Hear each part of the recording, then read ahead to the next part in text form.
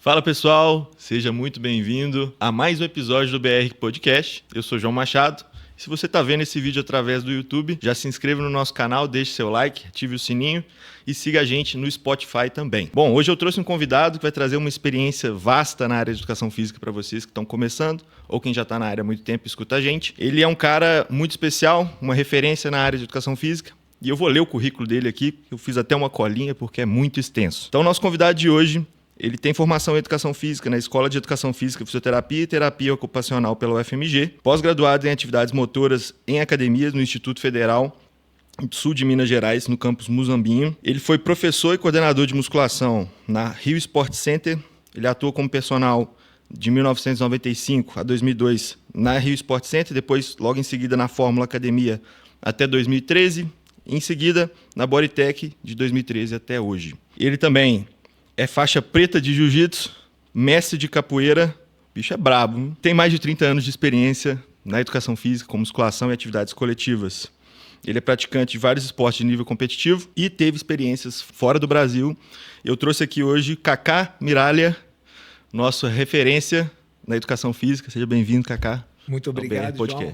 Realmente eu queria te agradecer essa oportunidade. Como a gente estava trocando algumas ideias anteriormente, eu estou debutando, né? Estou estreando essa experiência e eu te agradeço a oportunidade. Espero que eu possa contribuir na minha interpretação sobre esses anos todos para essas pessoas aí que diretamente atuam na área da educação física ou, de uma forma ou de outra, vivenciam o universo da educação física. Com certeza você vai contribuir para a gente hoje. Sua experiência é o que mais vai agregar aqui hoje.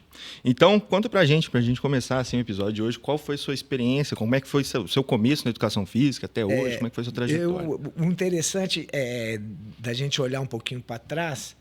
Aí eu tenho que me posicionar um pouquinho antes, porque eu venho de uma família, pelo lado paterno, de desportistas.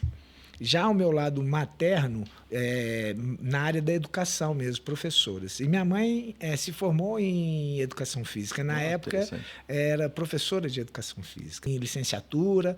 Eu tenho alguns parentes, 2 tios e algumas primas, aí misturado. Os tios são do lado paterno e as primas do lado materno, que participaram de Olimpíadas. Interessante. Então, esse impacto, meu pai foi atleta de basquete, atletismo, então sempre o esporte teve presente na minha vida. E participei, como você falou, da infância, fiz natação, voleibol, mas aí o basquete, eu cheguei a ser nadador do Minas Tênis Clube, pequenininho, até uma certa idade. Depois tive a oportunidade de vivenciar o voleibol. Gostei, mas não me identifiquei. Depois o basquete.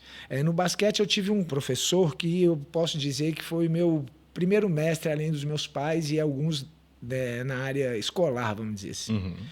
Ricardo Ferrari. E ele conduziu essa minha iniciação esportiva muito bem dentro do basquete. Cheguei a ser destaque em Minas Gerais, Seleção Mineira, e muitas experiências. Mas era um garoto muito ativo, né? E o esporte ele é maravilhoso, qualquer que seja o esporte, porque ele nos dá diretrizes, eles nos ajudam no desenvolvimento, a entender regras. Hoje eu vejo, assim, mudando para o contexto contemporâneo, a nossa sociedade tem dificuldade com algumas regras, né? Eles têm essa lei da conveniência, que a regra se aplica só para o outro, porque ele está 10 minutos ali atrasado, então ele pode se estacionar na frente de uma garagem, na vaga de um portador de necessidades especiais. Enfim, depois do basquete, eu tive, vamos dizer, uma experiência negativa e saí do basquete.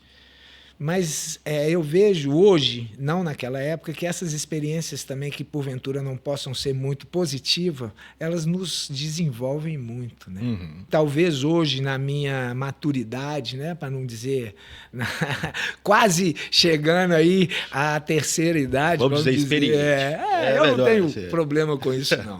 Eu vivi e vivo as diferentes fases da vida com muita tranquilidade, principalmente hoje. Essas experiências nos forjam. Aí eu tive iniciação em alguns esportes de combate, cheguei a jogar handebol também por influência do meu irmão.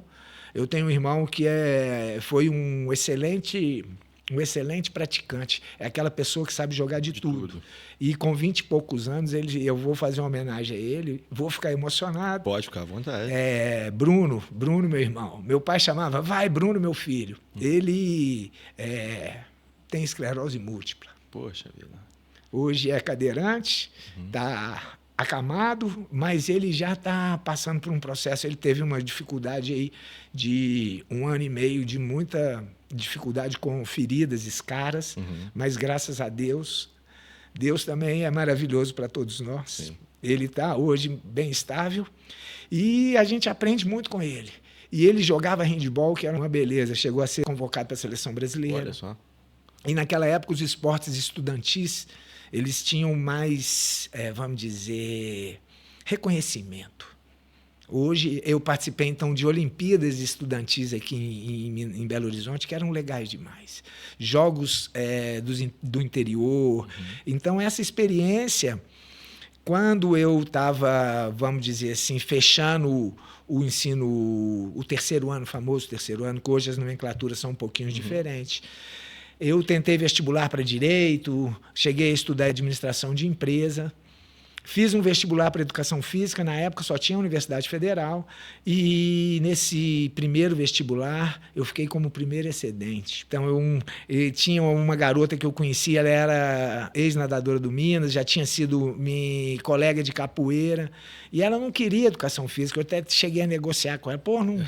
Sai para eu entrar, né? Não se inscreve, que aí eu tenho a minha vaga. E ela se inscreveu, mas nunca frequentou. Olha só. Eu pensei assim, sabe que a gente tem aqueles 2 amigos, né? Hoje eu tenho muito mais um amigo, porque esse outro aqui eu não dou muita ideia para ele, não. Bom, né? Nenhuma.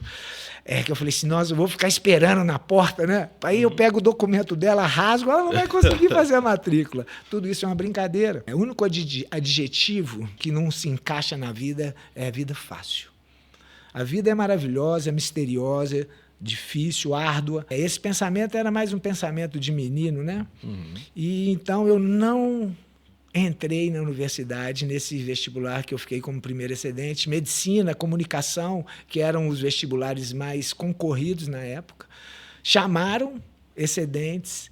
E aí eu prestei um outro vestibular 1 ano depois. A Universidade Federal, na época que eu era acadêmico e antes de entrar, ela sofria muito com as greves. Então, durante o meu curso, eu tive 2 ou 3 greves assim, muito impactantes. Numa delas foi a minha experiência de ter ido pela primeira vez para o exterior. Eu fui para os Estados Unidos. O meu mestre de capoeira, Ricardo Pena Machado, mestre macaco, da Ginga, ele estava fazendo doutoramento, ele era professor universitário na UFMG também, e eu já frequentava a Universidade Federal, campus da Pampulha, a Escola de Educação Física, tinha um curso de extensão de capoeira, eu me formei em capoeira com ele, né? E eu frequentava as aulas, dava um suportezinho muito de leve. E ele estava em Iowa City, que é no centro dos Estados Unidos, e eu fui para lá porque eu era muito nacionalista, vamos dizer assim, e tinha um pouco de birra daquela cultura americana impactante. Uma coisa que eu tenho que agradecer eternamente, né, são os valores que a minha família me cunhou, vamos dizer assim. E a oportunidade de desenvolvimento, de estudo. Então, graças a Deus, eu estudei em boas escolas, tive condição de... nada de luxo, sabe? Mas eu vejo hoje que isso, não só hoje, né? Mas isso foi muito impactante de forma positiva na minha vida, que me deu a oportunidade até mesmo de estudar numa universidade pública. Sim. E isso, essa discrepância, sem entrar nessa questão de polos, né? O acesso à educação é muito difícil. Para fechar esse papo político, vamos dizer assim, eu 100% acredito que a educação é o único remédio para que a gente possa reverter várias situações negativas do nosso país. A sua experiência no início, né, na graduação, você entrou na faculdade em que ano? Eu entrei em 1989. 89. Nessa época, como é que funcionava o curso de Educação Física? Era bem diferente. Se eu contar umas coisas para vocês vão assustar. Eu quero saber de tudo. Porque, olha só, no meu tempo, eu fui o primeiro período, a primeira turma que as aulas práticas e teóricas eram compartilhadas, porque anteriormente a isso era currículo feminino e masculino. É mesmo? A gente tinha algumas aulas comuns, mas eram, de certa forma, bem separados. Bem segregado. E em 89 foi quando esse currículo foi unificado, vamos dizer assim. E ao término da minha formação, foi onde eu fui a última turma que tive, ao me formar, eu tinha essa dupla, eu não sei o termo. Graduação? Licenciatura e bacharelado. Sim. Depois de mim começou essa separação. Ou vai para um lado ou vai para o outro. E fazendo um paralelo, eu vou misturar cronologicamente aí, depois eu volto à minha ida para os Estados Unidos. Sim. Eu espero que eu consiga voltar. Com certeza. E o que é muito marcante, eu comecei a trabalhar, eu me formei em 93. E eu atuo dentro do mercado desde 84, porque eu comecei a acompanhar, ser instrutor, vamos dizer, auxiliar na ginga, como instrutor de capoeira. E depois cheguei a ter uma turma e outras turmas, o motivo pelo qual talvez eu não tenha me formado em administração de empresa, apesar de acreditar que todos nós, independente da área de formação, deveria termos umas disciplinas de administração, de direito e de economia. Eu acho, isso eu concordo 100%. Eu até na época da faculdade comentei com o coordenador que a gente deveria ter esse tipo de disciplina. Eu formei na PUC, né? Uhum. E ele falou que era mais burocrático, porque tinha que trazer um professor de um outro curso para ensinar, mas isso ia ser de uma importância impressionante. Eu acho que todos nós deveríamos ter essa oportunidade, né? Talvez até na nossa formação básica, né? Básica, talvez. Porque talvez o que muitos de nós sentimos durante a nossa formação clássica, porque a gente nunca para de se formar, né? Apesar de eu ter 57 anos hoje, a completar 58 em abril, a gente está em formação. O ser humano ele não pode acreditar que ele está completo. Sabe de tudo. Porque a partir do momento que ele se julga completo, ele assume para si, talvez mais para o próximo, para o contexto social, que ele parou. Exatamente. E a vida é muito dinâmica. Ninguém sabe o bastante a ponto de não aprender mais nada. Assim como ninguém sabe nada que não possa te ensinar. Total. Então a gente vai para num sinal de trânsito aí, você olha ao lado, tem um morador de rua, que seja uma pessoa numa situação de vida delicada, mas que ele está lá. A gente vê pessoas com deficiência batalhando. E aí, como que eu vou sentar no meu sofá e vou reclamar da minha vida? Entendi. Eu olho para o meu irmão, está lá acamado, eu cumprimento ele está numa alegria, cara. Então, a gente aprende com todo mundo e a gente ensina um pouco para todo mundo, porque essa vida é compartilhada. Ao passo que a gente senta, eu brinco do princípio da roda gigante. Vamos lá, né? O que vem ser isso? Não é nada documentado pela ciência, tá? É só uma forma de eu enxergar a vida. Quando a gente está no topo, né? Não ostente, né? Não esbanje. Assim como a gente está lá embaixo, não desespere. Uhum. Sempre tem uma saída. Sabe? A saída é pedir ajuda para um colega, conversar com um amigo, Sim. Pedir ajuda profissional para os profissionais da área de saúde mental, porque a gente vê também que esse mundo contemporâneo ele machuca as pessoas, né? Todos nós sofremos esse confronto da modernidade, da necessidade de ser e ter. Então, ao passo que alguns de nós ainda têm muita dificuldade, eles optam por ter e não ser. Isso gera também muita frustração, acredito eu. Uhum. E a gente é sujeito a problemas da saúde mental. E a gente não pede ajuda, né? Um cara que estende a mão, né? Uma educação que a gente pode... um bom dia. O ser humano é muito orgulhoso mesmo, né? Assim, eu acho que a gente tem que olhar um pouquinho para dentro de nós, né? Ao passo que a gente olha para dentro de nós, eu dou aula hoje, há uns bons anos, eu dou aula para criança. É um aprendizado maravilhoso. Eu já vi vídeo seu no Instagram, é fantástico. Tem aquela brincadeira que fala assim, quem ensina aprende em dobro, né? É fato, é fato. E as crianças nos ensinam demais. E a gente vê, por intermédio das crianças, que são inocentes, vulneráveis mais do que nós, talvez, ou não tem essa carcaça que a gente cria no decorrer da nossa existência, das nossas alegrias, assim como das nossas tristezas, frustrações, do nosso sucesso. E eu volto a falar do esporte, porque o esporte consegue ensinar para o praticante como lidar melhor com tudo isso. A criança chora, faz birra de repente. E nós, pais, estamos trabalhando para gerar uma estrutura.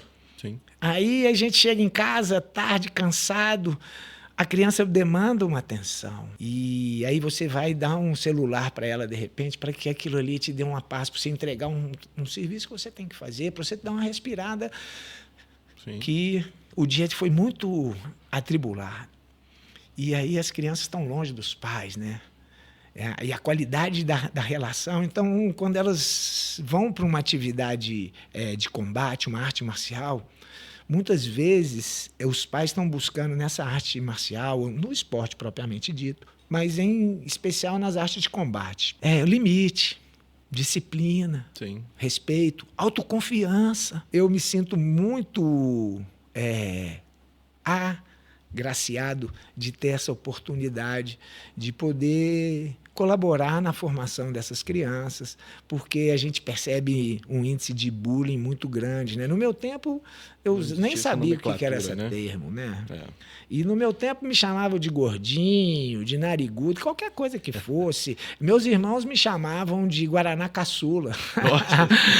eu sou o filho mais novo, né? E aí tinha hora que eu arrumava um jeitinho de me defender, de sinalizar. Aí eles falavam que eu era que nem campainha, né? Apertou, grita.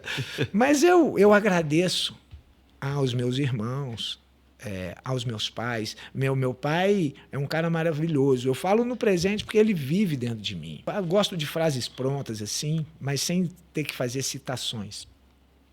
Que quando uma pessoa, ela não morre se ela vive no nosso coração. Ela tem vida eterna.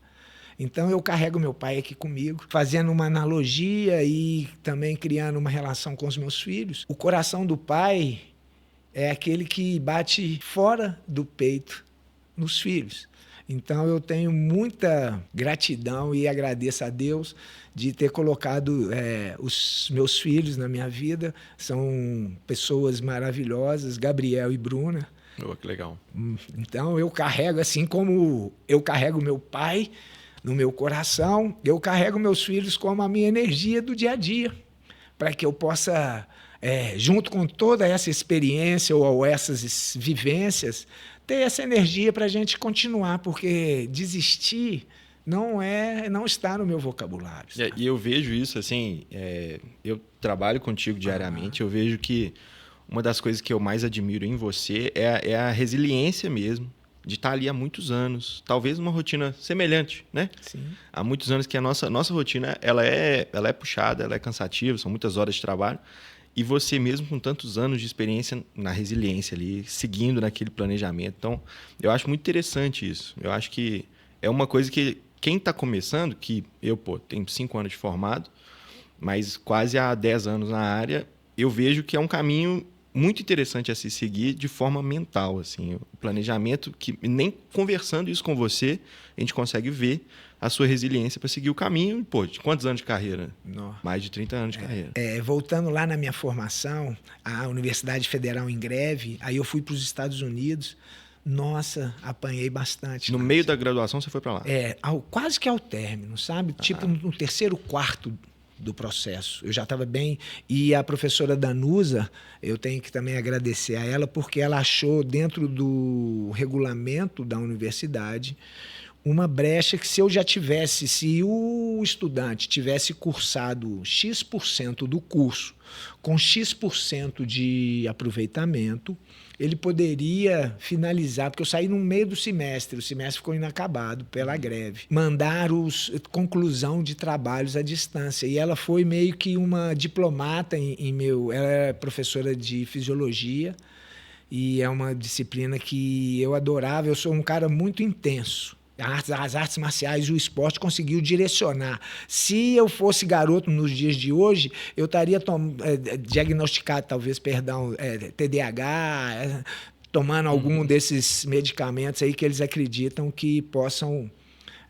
direcionar. Estou falando de forma até, vamos dizer, sarcástica, porque eu acho que o diagnóstico hoje ele está muito banalizado. Sim. Mas eu encontrei no esporte essa capacidade de direcionar minha atenção, porque qualquer coisinha chamava minha atenção e depois eu meio que me perdi. Então, isso para a arte marcial é fantástico, porque você tem a visão do todo e, ao mesmo tempo, você consegue pôr o foco. Talvez isso também seja uma das características que me permite ou me permitiu estar na prática no mercado de trabalho até hoje. Eu tive essa experiência lá nos Estados Unidos, eu dividi a casa, vamos dizer assim, a moradia, com um professor de educação física. Lá eles usam outra terminologia. E ele foi ex-lutador de wrestling. E eu dava aula de capoeira junto com o meu mestre numa academia. A universidade era maravilhosa. Uma sala gigantesca que compartilhávamos com o wrestling. E eu vim só conhecer o jiu-jitsu depois, né? Como que a vida... Nessa época você não tinha? Não, eu até olhava assim para os caras, né? Eu usava o tapete deles treinar, que já na época era um tatame de rolo, uma tecnologia maravilhosa. Então era uma sala multiuso, uma coisa que ainda a gente não tem aqui no Brasil, sabe? E foi muito legal e paradoxo ao mesmo tempo, porque talvez 3 ou 4 anos depois eu vim a começar a praticar o jiu-jitsu. E quando eu me formei em 93, foi muito legal. Eu me casei, formei e comprei meu primeiro carro. Então, uma vida, né, de, entre aspas, mudança, assim, né? O meu primeiro aluno foi um aluno de necessidades especiais. Eu aprendi demais. Chorava, bicho. Mas eu chorava. Porque era muito profundo, como se fosse uma catarse, sabe? A necessidade o quanto ele precisava e o quanto eu era incapaz, apesar de ser formado, não só na parte teórica, científica, que isso até me dava um suporte, mas eu era muito despreparado como ser humano. Eu fui um garoto que tinha aquele preconceito, né? De você olhar uma pessoa, um garoto com síndrome de Down, você assustava. Na minha época, olha a loucura que se falava, né? É por desconhecimento. Sim. Que, cuidado, isso pega, sabe? A saliva, sabe? Uma coisa assim, e muito preconceito, discriminação, sabe? Sim. E a vida ela é muito maravilhosa porque não é que ela bate na gente, né? Ela traz exatamente o que a gente precisa. Então eu vim anos depois desconstruir algumas experiências que eu tive, alguns paradigmas, vamos dizer, alguns conceitos. E então eu tive a oportunidade de dar aula para algumas pessoas com necessidades especiais. E isso foi maravilhoso. É olhar o ser humano como ser humano. Sim. Nu e cru. E muitas vezes, hoje em dia, está muito difícil. Eu nem quero entrar sobre essa conversa, né? Porque é muito difícil a gente conversar de maneira verdadeira, que nem eu estou conversando com você, olhos nos olhos, coração aberto, com pessoas que já têm uma certa argumentação para colocar palavras na sua boca, para tirar algumas palavras, frases que você veio a falar de um contexto e colocar ela isolada, e aquilo ali se perde. Sim. Se fizer alguns cortes aqui e tal, e manipular isso, vai falar que eu sou um maluco. E então eu tive essa experiência de voltar dos Estados Unidos, conseguir concluir o meu curso à distância. Naquela época, o fax era um equipamento recém-lançado. Olha só. Então, e computador, era 286, nem sei era um negócio gigantesco, esses computadores domiciliares, vamos dizer assim. E eu comecei a mexer nisso e mandava meus trabalhos. Minha mãe, a professora, que hoje é doutora, né, da NUSA, fazia esse meio de campo.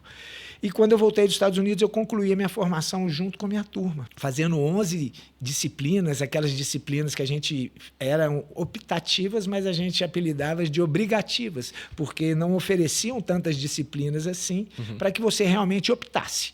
E você tinha que graduar. E dando aula de capoeira. Trabalhei em algumas academias das antigas aqui de Belo Horizonte, assim, Corpore, ali na Avenida Prudente de Moraes, na Shape, ali na Savassi, onde virou depois um tanto de outras coisas aí. Isso como professor de capoeira ou já como personal professor trainer? De capoeira. Ah, interessante. E o meu primeiro aluno foi em 1993, esse garoto. E eu dava aula na rua, perto. Eu morei no Sion muitos anos. Então, na praça, hoje, onde é JK, e na Avenida Bandeirantes. O professor Lechec eu comprei com ele tinha esse contexto, o primeiro monitor de frequência cardíaca polar. Ele já dava muita condição de avaliar. E foi o meu link com ele, que ele adorava coisa eletroeletrônica. Ah, e pronto. Pessoal. Aí ele tinha um pouquinho de medo de farmácia, porque era onde ele tomava medicação, as injeções, as coisinhas. Consegui com ele ensinar ele a atravessar a rua na faixa de pedestre, olhar, andar de bicicleta. Tomamos um tombo que ele... Tadinho, freou com o freio da frente, esparramou no chão.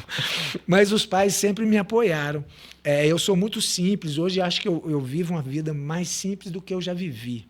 E não estou fazendo, vamos dizer, voto de pobreza, nada disso, mas de simplicidade, porque muita coisa simples, né? O arroz com feijão, o básico. Bem feito. É maravilhoso.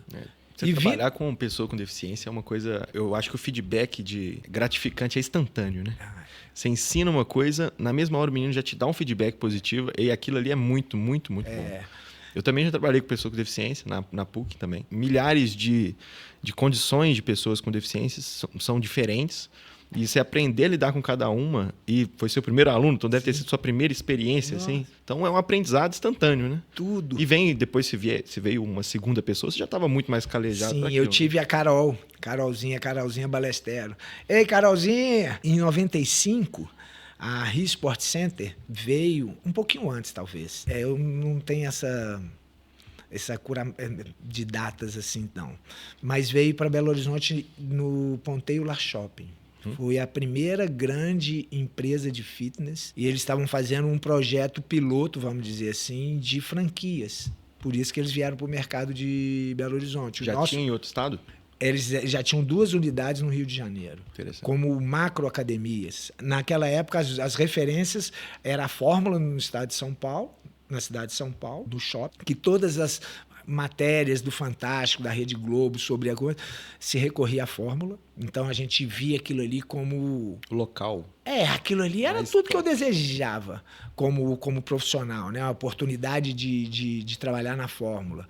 E no Rio de Janeiro tinham várias academias, inclusive uma que chamava Corpore, enfim.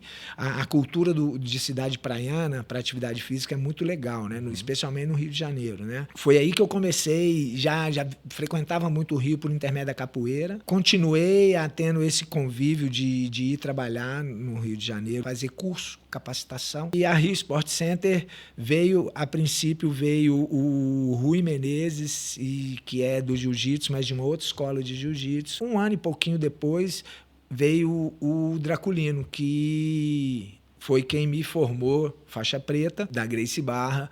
Ele saiu da Versa Academia, que era uma academia ali na Nossa Senhora do Carmo, perto hoje onde é a loja elétrica. Ele veio e o Rui optou por outro caminho. E o Draculino veio para ficar. Eu ainda tentei ficar na antiga escola, que é a Carson Grace. Eu me graduei lá faixa azul, mas com aquela questão, numa época onde existia um termo que é até interessante falar, creonte. Creonte é um termo do jiu-jitsu, dessa década de 90, do traidor. Tinha uma novela na Rede Globo que usou esse creonte, e o grão-mestre Carson Grace, ele se apossou dessa terminologia, e assim o creonte era um cara que era traidor, bicho. E a traição, para mim, na minha vida, sempre foi eu sou ariano, né, bicho? Sou sistemático, né? Você sabe. É regra, né, velho? Limite. O meu pai também me forjou muito nesse sentido. Eu gosto das coisas certas, sabe? O certo é certo, pô. Não adianta estar todo mundo fazendo errado, mas o certo é certo, meu irmão. Você não pode treinar descalço lá na Savassi? Pode, cara. Não adianta o cara querer tirar o tênis e destratar a gente falando que vai treinar descalço. Não adianta, meu irmão. Mas como é que foi nessa época da Rio Sport Center, assim, para você entrar e formar o corpo de professores, né? Você chegou a ser professor de capoeira lá? Não, eles me convidaram. Graças a Deus eles não me convidaram, porque eu nunca acreditei em arte marcial dentro de grandes academias. Por quê? Assim como o inglês dentro do colégio. Ele vai ter... mas ele é muito superficial.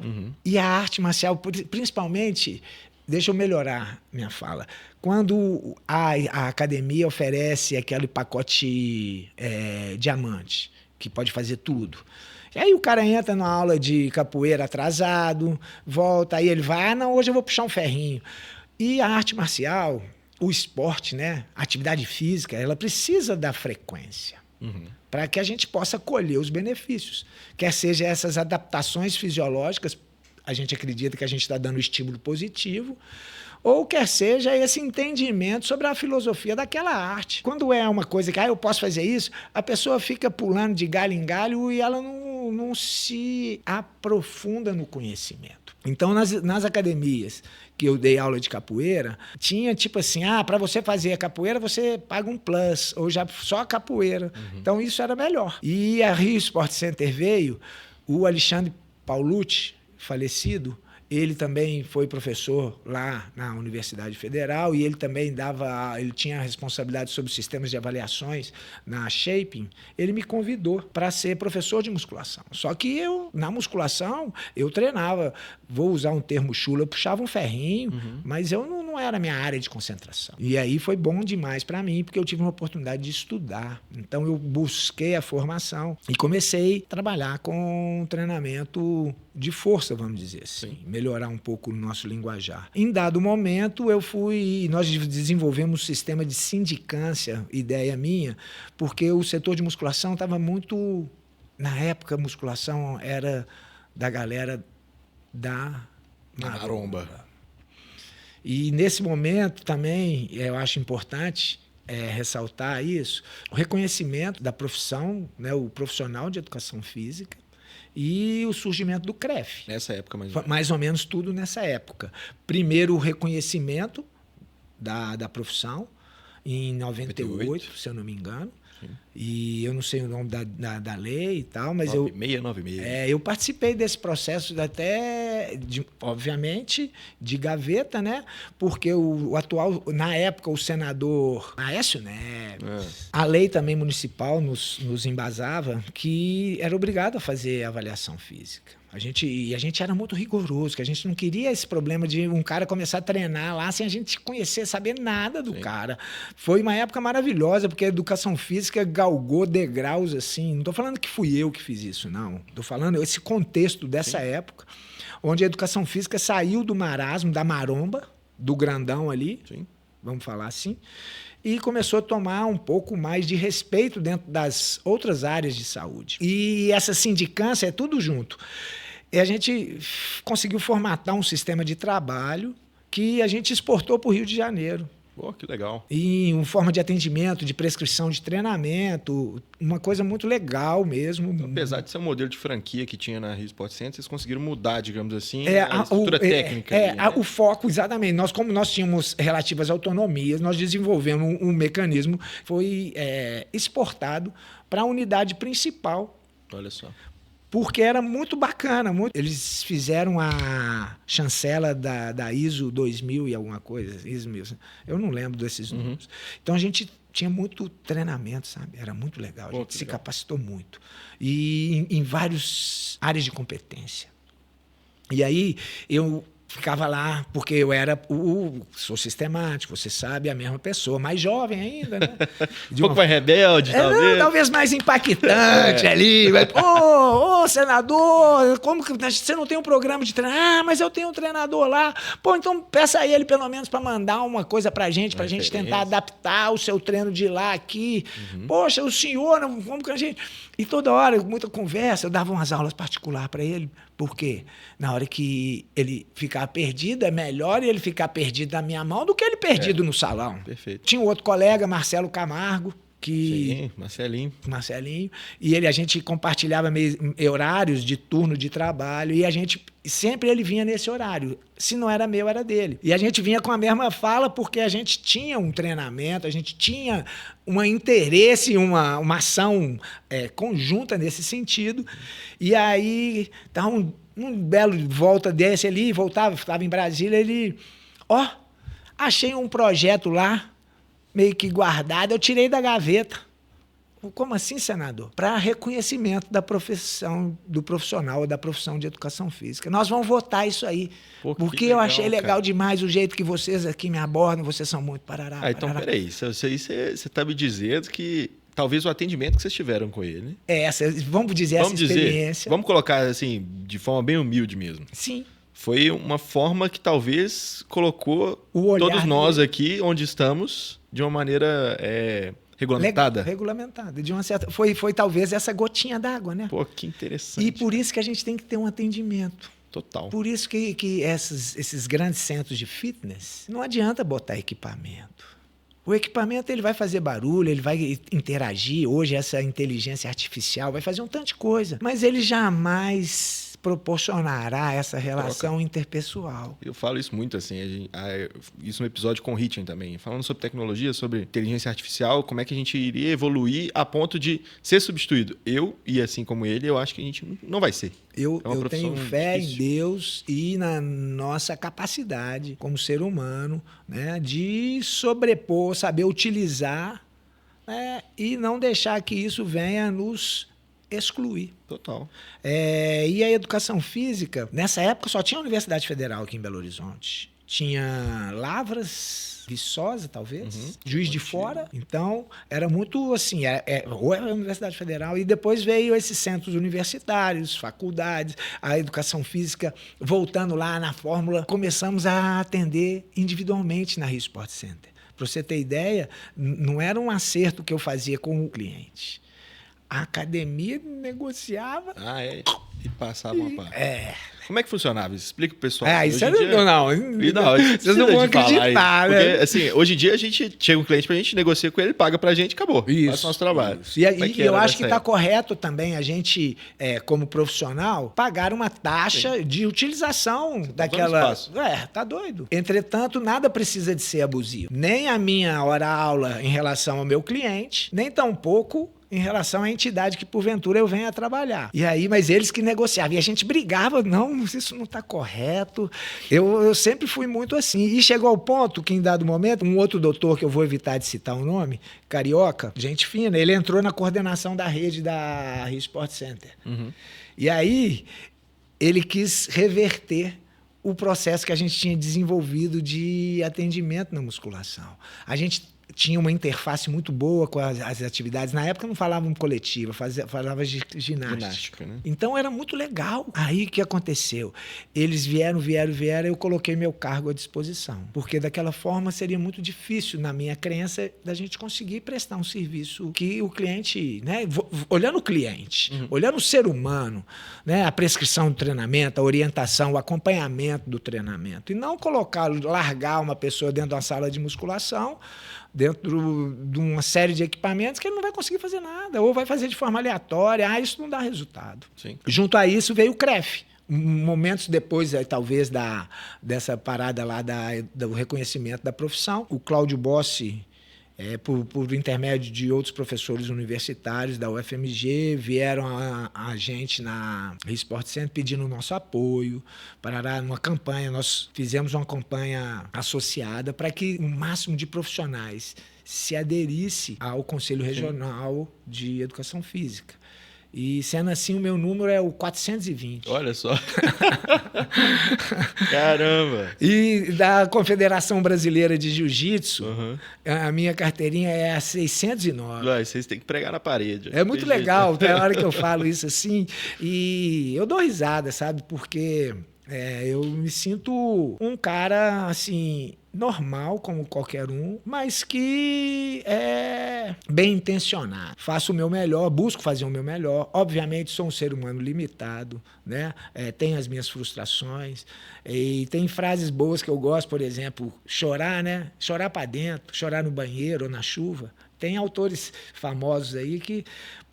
Mas eu já chorei em público também, e quase chorei aqui, porque eu sou transparente. Tá certo, é isso. E eu acredito que a gente deve ser assim. O que me afastou um pouco da capoeira, sendo bem sincero, é o entendimento da malandragem do corpo com a malandragem de conduta. Uhum.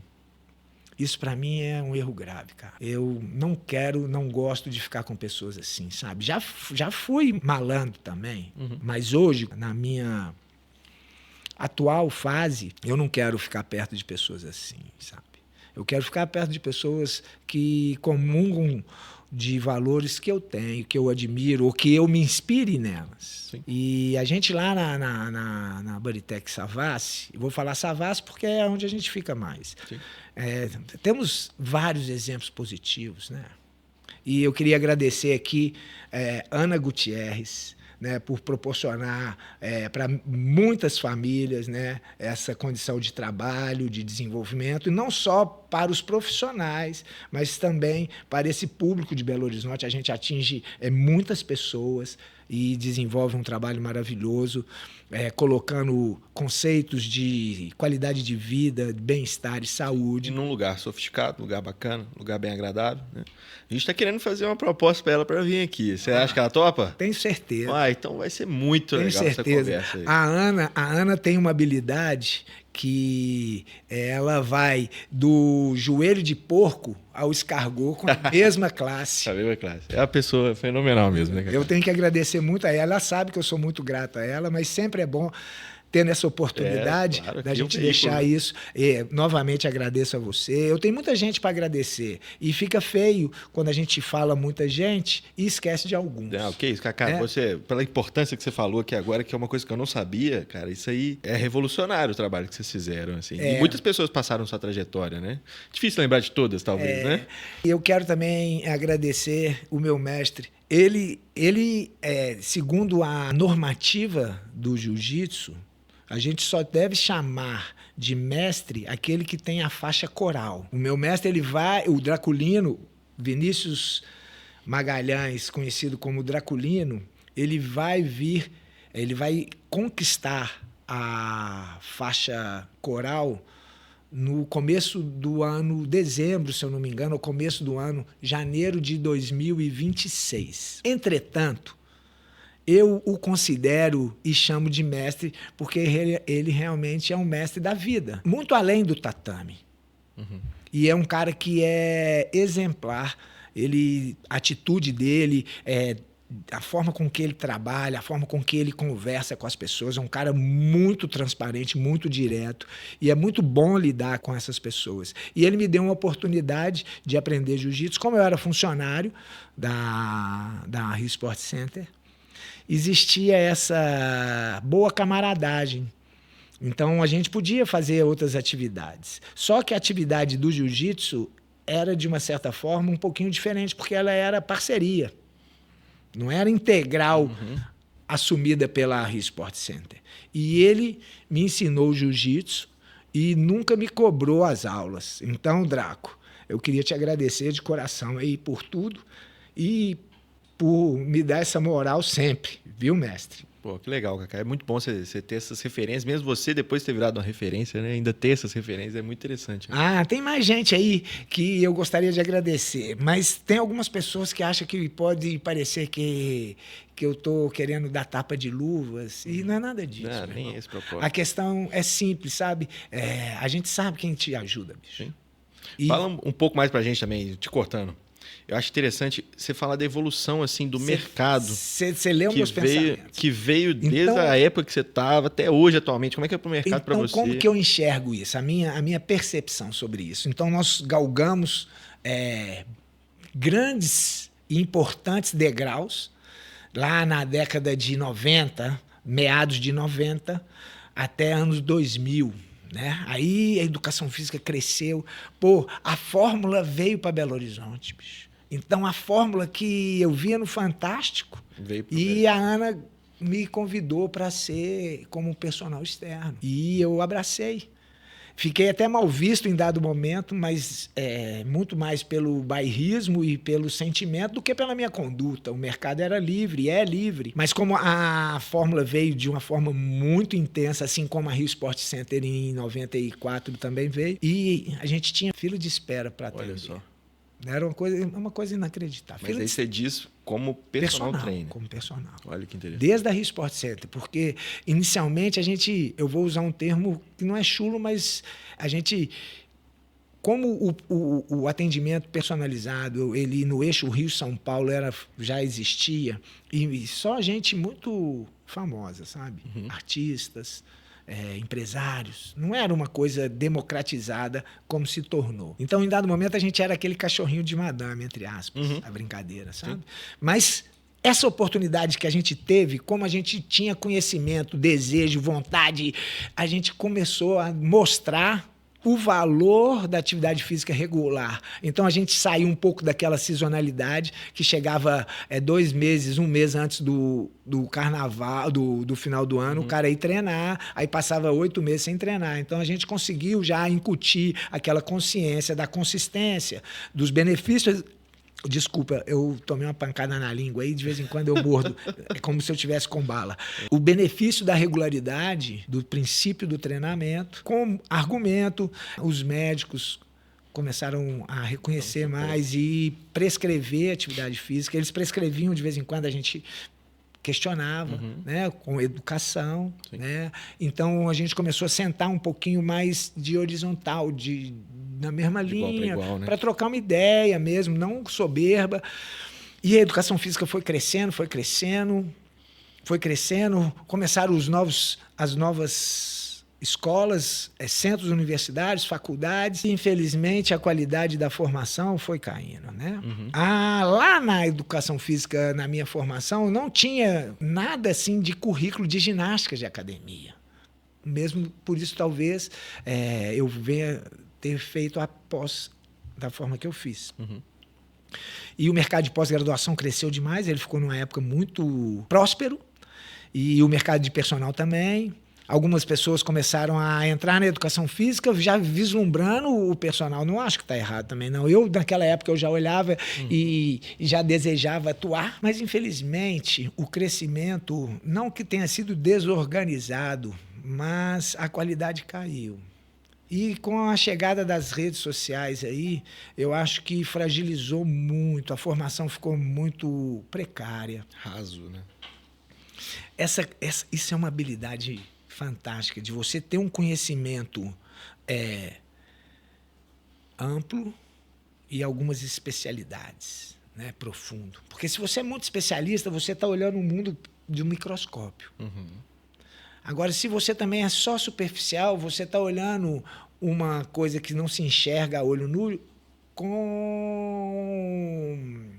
uma lente de distância. E o que aconteceu, infelizmente, na minha interpretação, não estou falando nem da prostituição do mercado, que talvez a gente chegue lá em qualquer atuação profissional, em qualquer profissão, a gente sabe que tem bons profissionais e ruins profissionais. A qualidade, sabe, nós largamos os livros e nos agarramos ao espelho novamente, à rede social.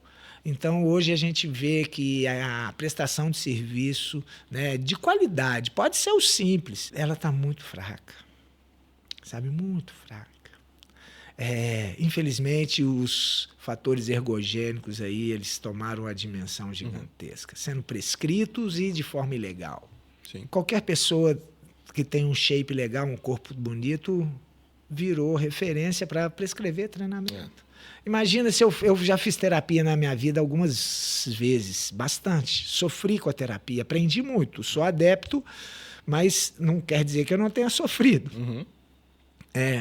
Eu não sou capaz de me tornar um terapeuta porque eu já fiz terapia. Se o fato de eu treinar, de eu ter uma vida inteira treinando, não me capacita de prescrever treinamento. E você vê uma contraposição do mercado que era, talvez antes de você até começar mesmo, Nós nos voltamos 80, nós regredimos. Voltamos Porque na época do Arnold Schwarzenegger, por exemplo, o cara que mais entendia de treinamento era o maior. Era o cara mais forte. De treinamento de estética. Né? Exato. E a gente acha que é uma coisa que acho que todos nós da educação física, independente de ser bons ou ruins, né? Não estou falando que eu sou bom, não. A gente sofre com isso, que a pessoa pisa numa sala de musculação, né? Num laboratório de treinamento, vamos usar um outro termo também. Uhum. Ela acha que vai hipertrofiar, ficar só pisou já tudo é treinamento, só se treina para hipertrofia. E olha para você ver, vou usar um exemplo aqui, até te cortando. Você tem um aluno na Bodytech de 94 anos. E esse senhorzinho, ele chega calmamente na academia, mas bota ele no leg press, ele faz com quantos pisos? Hoje ele... Hoje tá menos. Mas ele fez com 120 quilos. Olha isso. E ele não tá lá para ter hipertrofia para estética. Não, estética. Hipertrofia para a saúde funcional. Isso. Fantástico. Então, assim... Na isso verdade, que o profissional precisa entender. Não é assim, só melhorar, porque a gente acredita que nosso alcance, o meu alcance é muito pequeno quando eu estou no meu campo, mas hoje essa plataforma aqui vai permitir, um alcance maior. Sim. Então, a gente quer treiná-lo para que ele não perca massa muscular. Exato. Essa isso aí já é uma hipertrofia de forma... Só dele não perder, né? Perfeito. E fora essa questão do contexto social, né? Dele conversa, interage com as pessoas. Pô, isso que é o mais legal. Eu acho uma dica aí para você que tem interesse de atuar ou quer desenvolver mais dentro da área de treinamento individualizado. Não seja um especialista, sabe? Ultra especialista. Busque uma formação mais eclética. Sabe um pouco de tudo, né? Porque lidar com o público.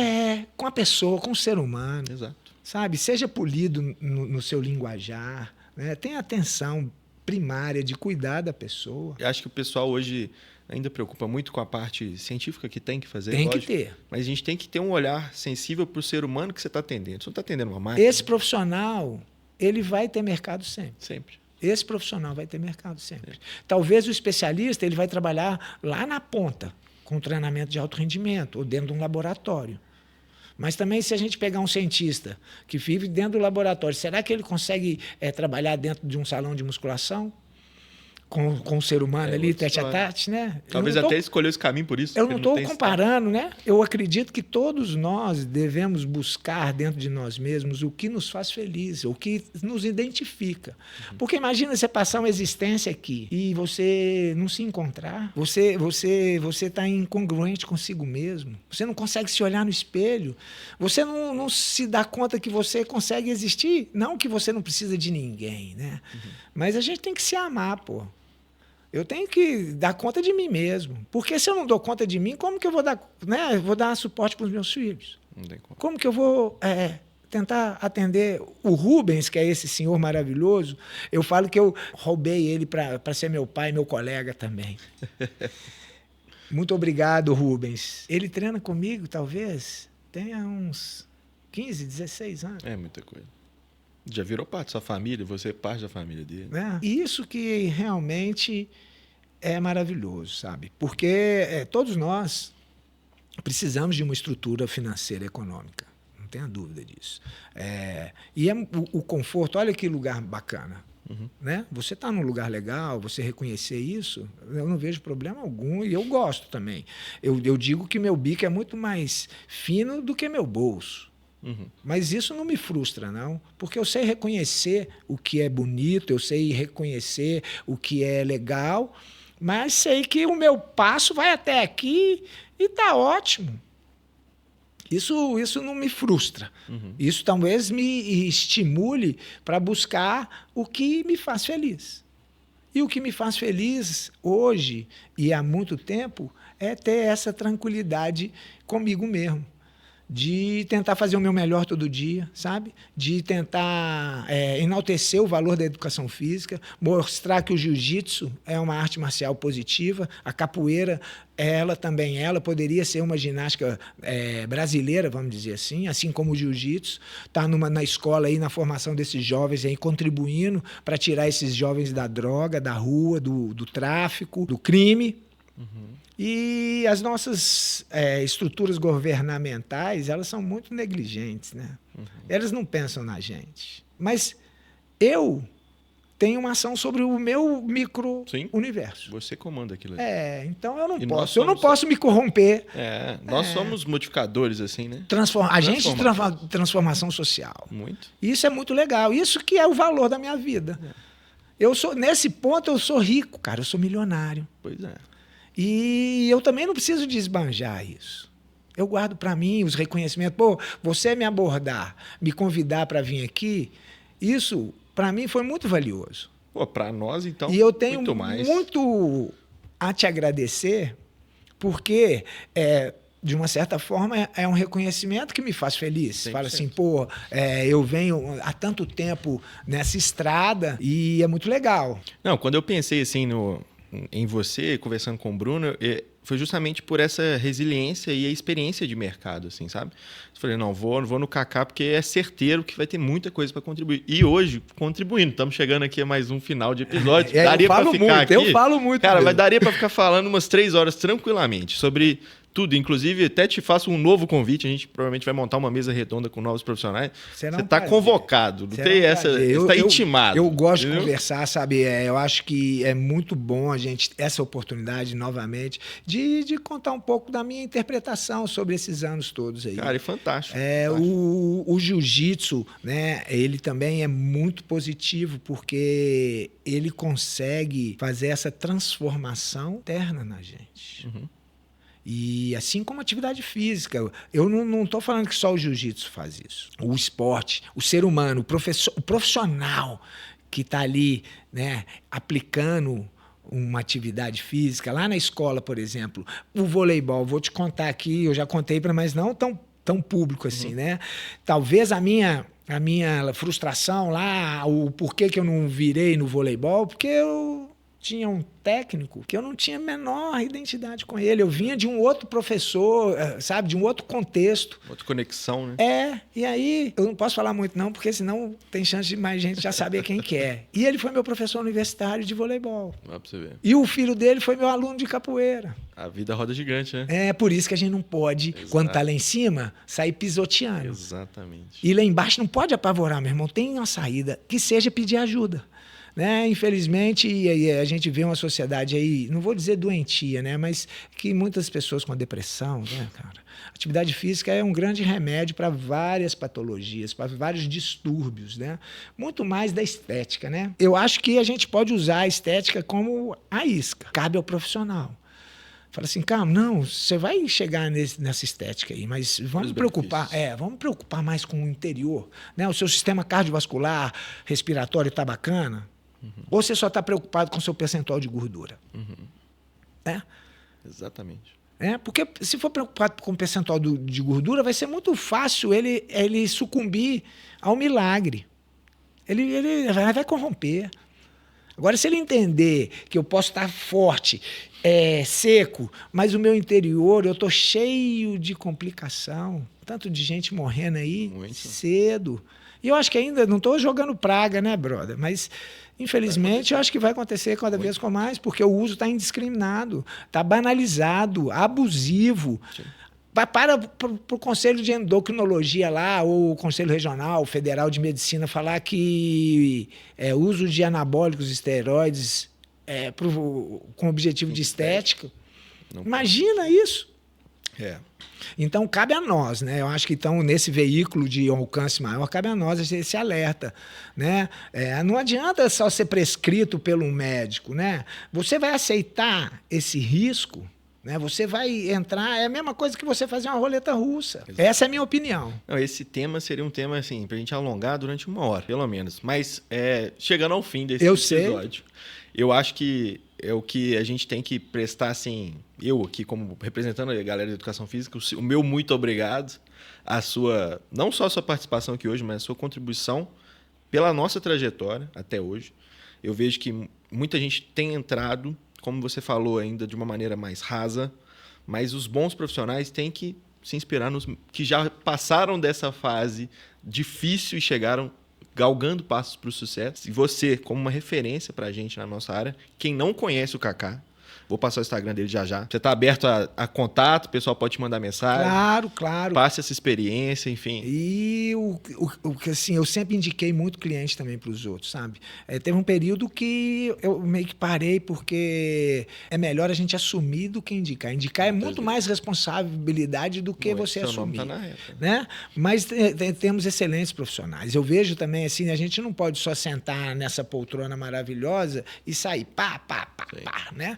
Eu vejo assim que existem excelentes profissionais sendo formados, que têm uma postura, uma conduta diferenciada, uma rede social muito bacana. Então eu sigo alguns dentro desse universo para ter o que fazer. Assim como eu sigo outros para me ter a referência do que não fazer, né? Eu acho muito feio. Pô, eu curto o meu corpo, sabe? Eu não sou extremamente narcisista, né? Mas cada vez mais estão tirando a roupa para ensinar a educação física. Não é o caminho. Não é. Eu concordo 100%. Não é isso. Kaká, vamos obrigado. Fechar. Muito obrigado pela sua presença. Eu que agradeço. Tenho certeza que tivemos vários insights aqui, vamos ter vários cortes bacanas. Assim, que você continue contribuindo para a educação física, como você já contribuiu.